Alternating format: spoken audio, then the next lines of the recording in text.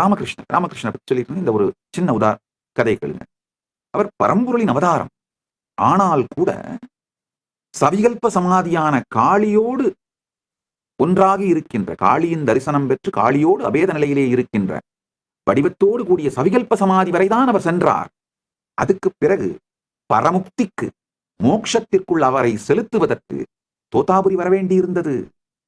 தோதாபுரி வந்து அந்த வடிவத்தை தாண்டி நிர்விகல்ப சமாதியை அழித்துத்தான் பரமுக்திக்கு, பரமோட்சத்திற்குள் அவர் சென்றார். அதுதான் அவர் டாக்குமெண்ட் பண்ணி வைக்கிறாங்க. ஒன்னா நல்லா புரிஞ்சுக்கோங்க, நான் எந்த விதத்திலும் ராமகிருஷ்ணனுடைய இறைத்தன்மையை குறைக்கவில்லை. ஒருவேளை ராமகிருஷ்ணர் ஏன் இந்த லீலை பண்ணியிருப்பார்னா, சம்பிரதாய பரிபாலனார்த்தம், சம்பிரதாயத்தை உயிரோடு வைப்பதற்காக இந்த லீலை பண்ணியிருக்கலாம். அப்படின்னா கூட இந்த லீலையின் மூலமாக ராமகிருஷ்ணர் நமக்கெல்லாம் என்ன செய்தி சொல்ல விரும்புகிறார் என்றால், அவதார புருஷனே ஆனாலும் மோட்ச மூலம் குருர் கிருபா, அதுதான் சொல்றார்.